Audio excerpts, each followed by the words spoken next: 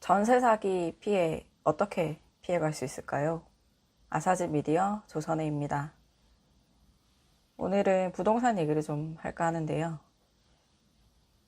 정치 얘기 열심히 하다가 갑자기 웬 부동산이라고 하실 수 있는데 저희 매체에 분야가 따로 없어서요. 창간하고 첫 기사도 부동산 기사였습니다. 1가구, 1주택, 고가주택에 대한 내용이었는데 저희 보도 이후로 다들 아시는 종합일간지에서 다 받아 쓰시더라고요. 그래서 되게 신기하게 생각했고요. 앞으로도 많은 관심, 응원 부탁드립니다. 부동산, 전세 관련해서 좀 얘기를 하고 싶은데 제보가 들어왔어요. 제가 늘 신뢰하고 존경하는 장석호 공인중개사님 말씀 주신 게 있는데 지금 예를 들어 전세나 월세를 알아봐야겠다고 하시는 분들이 임대인이 가지고 있는 건물에 전월세 보증금이 얼마인지 알기가 어렵습니다.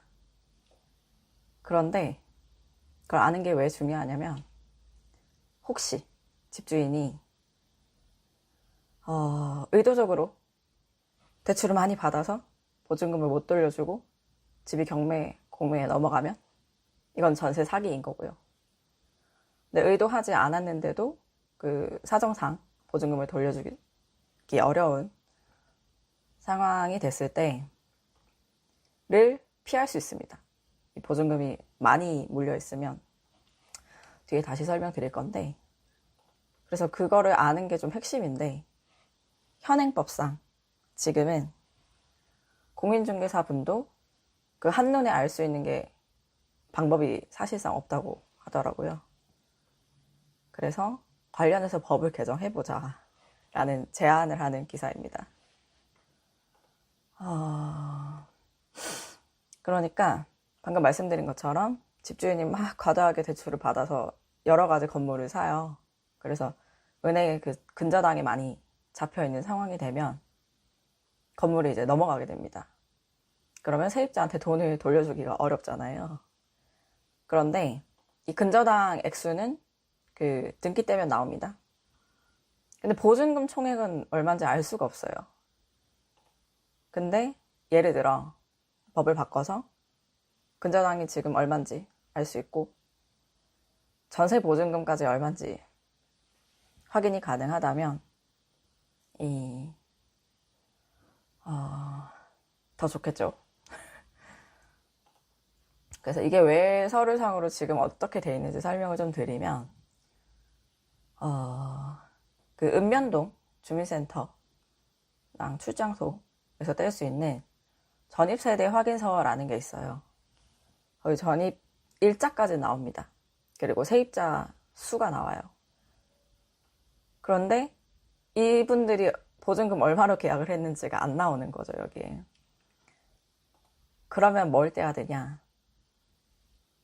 주택임대차보호법상 확정일자 부여기관이 작성한 확정일자부라는 게 있습니다.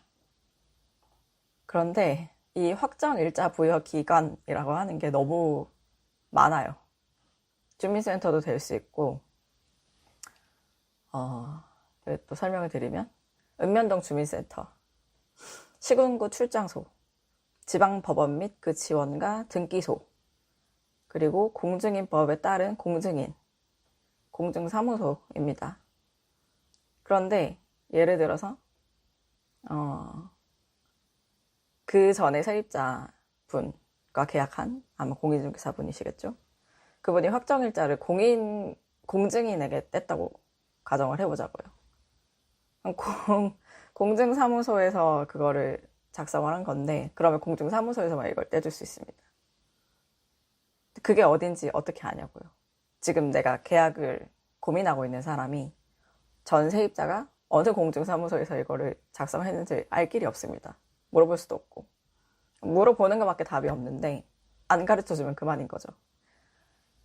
그래서 근데 또 재밌는 건 확정 일자 부여 기관이라는 게 되게 많은데 그거를 통합해서 관리하는 주체가 아무도 없는 거예요. 여러 곳에서 확정 일자를 부여를 하더라도 그 확정 일자 부를 관리하는 그 주체가 따로 있으면 좋은데 그게 없는 거야. 그래서 지방법원에서 뗐다면 지방법원까지 가야 되고 기타 등등 여러 문제가 있다고 합니다. 그래서 최악의 상황일 때는 그 공증인을 직접 찾아가서 주세요. 확정일자부 주세요. 그래서 법을 개정할 필요가 있다는 건데 장석호 공인중개사님은 주민등록법과 공인중개사법, 주택임대차보호법을 개정할 필요가 있다. 확정일자부는 뿔뿔이 흩어져 있어 발급받기 어려운데 읍면동 주민센터에서 즉시 출력 가능한 전입세대 확인서에 보증금 액수도 기재를 한다면 세입자들의 피해를 방지할 수 있을 것이라고 얘기를 해주셨습니다. 그래서 어떻게 바꾸면 좋은가? 주민등록법 제29조의 2, 제1항에 이렇게 적혀 있습니다. 세대주와 주민등록표상 동거인의 성명과 전입일자를 확인할 수 있는 서류 이하 전입세대 확인서를 세대주와 주민등록표상의 동거인의 성명과 전입일자 그리고 차임, 그러니까 월세나 전세, 월세인 거죠. 및 보증금을 확인할 수 있는 서류 이하 전입세대 확인서로 바꾸면 된다는 겁니다.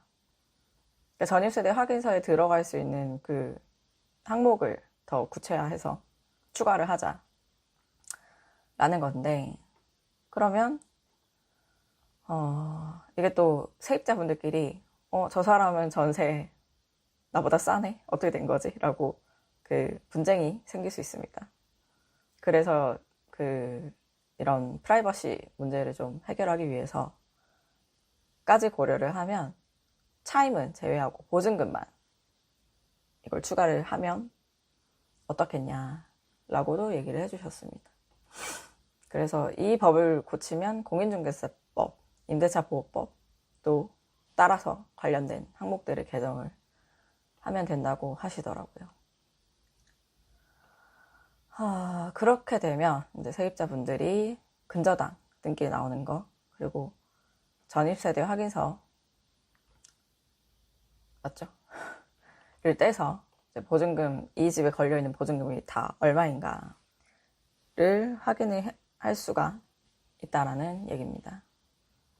이 얘기를 갑자기 왜 꺼냈냐면 대통령 직속 국정기획위원회가 지난달 18일입니다. 전세 사기 피해 구제책이라고 그 집이 경공매로 넘어갔을 때 최우선 변제, 은행보다 먼저 변제를 받을 수 있는 소액 임차인의 기준을 좀 바꾸겠다라고 한 거예요. 설명하자면 좀 복잡한데 결론적으로 어떻게 되는 거였냐면 지금은 그 소액 임차인이라는 기준이 은행이 건물의 이제 근저당을 처음 설정한 그 날로 계산이 됩니다. 그런데 지역별로 이 소액 임차인의 기준 금액이 다 달라요. 그 집값이 다 다르기 때문에. 그리고 이제 집값이 오르는 거에 따라서 한 2, 3년마다 개정을 해서 그 시행령 안에 임대차보호법 시행령에 있는데 그러면은 그 과거일수록 금액이 적습니다. 그래서 이후에 들어온 세입자 같은 경우에는 보증금이 더 높을 거잖아요. 그래서 근저당이 옛날에 설정이 됐어. 그러면 소액 임차인에 해당이 안 되는 경우가 많았던 거예요. 그래서 이걸 바꾸자라고 국정위원회가 얘기를 한 건데 그래서 이걸 임대차 계약 시점으로 바꾸자라고 그 과제를 추진을 하겠다라고 발표를 했는데 이렇게 되면은 그 이후에 들어온 임차인도 조금 어느 정도 혜택이 돌아갑니다. 그 금액에 맞춰서 소액 임차인으로 인정이 되는 경우가 늘어나기 때문에. 그런데 반대로 선순위 처음 먼저 들어온 임차인은 이전보다 약간의 손해를 볼 수도 있는, 아닐 수도 있습니다. 그런 구조로 된다고 해서 약간의 논란이 좀 있었거든요. 그런데 이거를 다 따질 필요가 사실 없습니다. 그냥 보증금 총액이 얼마인지 먼저 들어온 세입자건 이후에 들어온 세입자건 누구나 서류를 떼서 확인할 수 있도록 하면 그러니까 계약 그 여부에 대해서 또 다시 한번 판단을 해볼 수 있기 때문에 그렇게 하는 게 좀 더 근본적인 해법 아니겠냐라는 이제 취지로 얘기를 주신 거죠, 전문가분들이.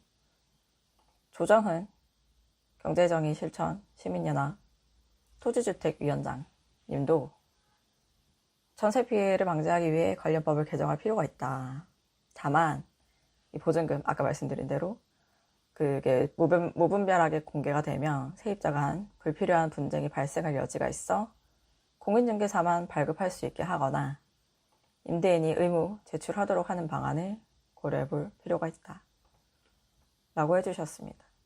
어쨌든 그 보증금 총액이 지금 거의 알아보기 힘들게 깜깜이로 현재는 임대인한테 그냥 물어보거나 전입세대 확인서를 떼서 세입자가 몇 명인데 보증금이 대충 이 정도겠거나 하고 이제 유출을 하는 방법밖에는 사실은 없거든요.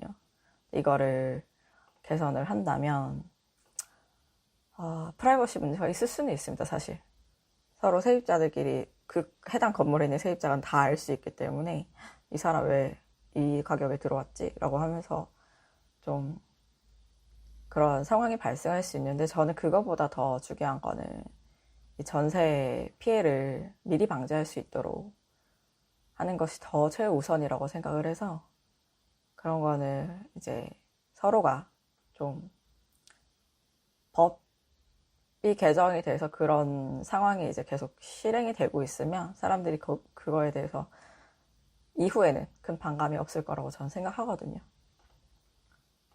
여러 가지 전세 피해를 막기 위한 방안들이 쭉쭉쭉 나오고 있는데 조금 더 근본적인 사실 실행이 어느 정도 될지는 좀 의문입니다. 예, 굉장히 많은 법을 건드려야 하고 아까 말씀드린 대로 좀 저항이 임대인 차원에서도 저항이 좀 있을 수 있는 방안이라서 하지만 꾸준히 설득해서 좀 근본적으로 해결할 수 있는 그게 필요하다고 봅니다. 오늘은 여기까지였고요. 구독, 좋아요, 댓글 많이 부탁드립니다. 감사합니다.